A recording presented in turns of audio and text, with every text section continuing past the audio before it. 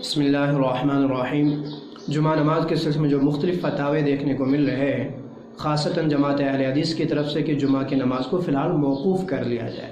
इस पर उनका इस्तिदलाल और वैसे ही इस्तिदलाल कुछ अपनों ने भी किया है। मुझे जो स्क्रीन शॉट सेंड किए गए हैं, ज़्यादातर 3 तरह की दलीलें मिली हैं। एक दफ़े मज़र्रत, एक सल्लू फ़ी रिहालिकुम और एक वउलिल अम्रि मिनकुम।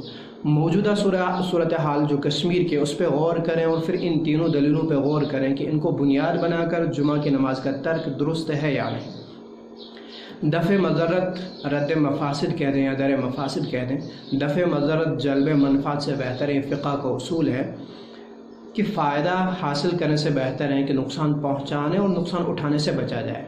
लेकिन इसका फ़िलहाल और एक आम फहम ज़बान में जो मफ़हूम है वो ये है कि जो लोग इस तरह की जगहों से आए हों जहाँ इसका असर ज़्यादा रहा हो, या इस तरह के लोगों के राब्ते में रहे हों, या जिन्हें ख़ुद कवी अंदेशा हो कि वो शायद इस तरह के मामले में मुलविस हुए हों, तो उनका अखलाक़ी और शरई फरीज़ा बनता है कि वो मसाजिद, इज्तिमात, लोगों की भीड़ भाड़ वाली जगहों में, बल्कि लोगों से मिलना वो क़तन फ़िलहाल बंद ही कर दें। ये है दफ़े मज़र्रत।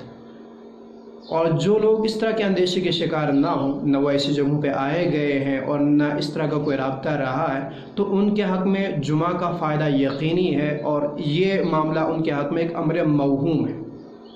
तो वल यकीन ला यज़ूलु बिश्शक, फ़िक़्ह का ये भी उसूल है। आप रसूलुल्लाह का फरमान दा मा युरीबक इला मा ला युरीबक। तो इसकी बुनियाद पर एक अम्र मौहूम, एक वहम की बुनियाद पर, फ़िलहाल की जो सूरत हाल, फ़िलहाल ये अम्र मौहूम ही है आम लोगों के लिए, तो उसकी बुनियाद पर जुमा नमाज का जो यकीनी फ़ायदा उसका तर्क ये भी दुरुस्त नहीं है, फ़िक़्ह के उसूल की बुनियाद पर भी, और आप रसूलुल्लाह के दा मा युरीबक जो हदीस मैंने पेश की उसकी बुनियाद पर भी। दूसरी है सल्लू फ़ी रिहालिकुम।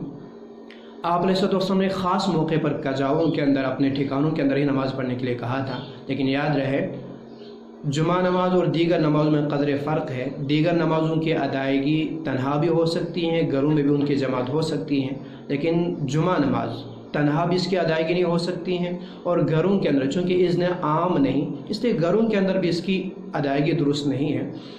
तो ये सल्लू फ़ी रिहालिकुम, ये दीगर नमाज़ों पर शान नुज़ूल के एतबार से इसका ताल्लुक़ दीगर नमाज़ों के साथ भी हैं, और फिर दीगर नमाज़ों के लिए इसको मुस्तदल बना सकते हैं। जुमा की नमाज के लिए इसको मुस्तदल बनाना दुरुस्त नहीं है। तीसरी है व उलिल अम्रि मिनकुम, कि फ़िलहाल हुकूमतें आपको कह रही हैं कि बंद करें, तो इसको मानना ज़रूरी है, इसको बुनियाद बनाया जा रहा है। तो व उलिल अम्रि मिनकुम, जब हम इसको फ़ुक़हा के अक़वाल, इजमा, क़यास के लिए पेश करते तो इससे नज़रअंदाज किया जाता। आज इसी का सहारा लिया जा रहा है वउलिल अम्रि मिनकुम का।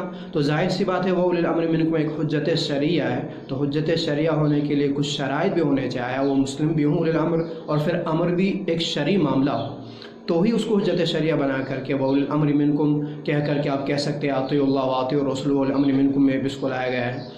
खैर, फ़िलहाल की जो सूरत हाल है उसमें मुनासिब तरीक़ा यही रहेगा कि जुमा से पहले जो हम लोग वाज़ तबलीग करते हैं उससे बिल्कुल फ़िलहाल ख़त्म कर दिया जाए, खुतबा मुख्तसर से मुख्तसर कर लिया जाए।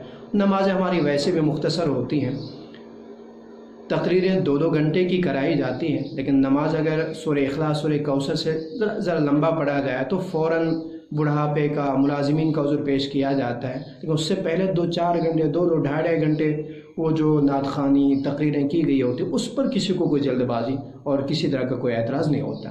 बड़ी ताज्जुब की चीज़ है कि जो असल मकसूद है नमाज, उसी को हद से ज़्यादा मुख्तसर किया जाता है, गैर मकसूद चीज़ को तूल से तूल देना मुनासिब समझा जाता है।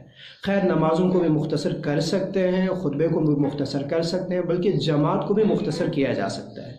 वो इस तौर पे कि आप जिस गाँव की एक मस्जिद में पढ़ रहे थे, अब सारी मस्जिद में आप फ़िलहाल पढ़ें, छोटी छोटी जमातें करके पढ़ें, लेकिन उसी गांव की सारी मस्जिदों में फ़िलहाल पढ़ें, छोटी छोटी जमात करें 5-5, 10-10 लोगों की। यूँ भी हर घर के अंदर तकरीबन 80% घर तो ऐसे हैं कश्मीर के अंदर जहाँ 4 से ज़्यादा लोग रह रहे हैं, भीड़ भाड़ वैसी भी घरों में है, तो मस्जिद में आप इतनी छोटी छोटी जमातें कर सकते हैं।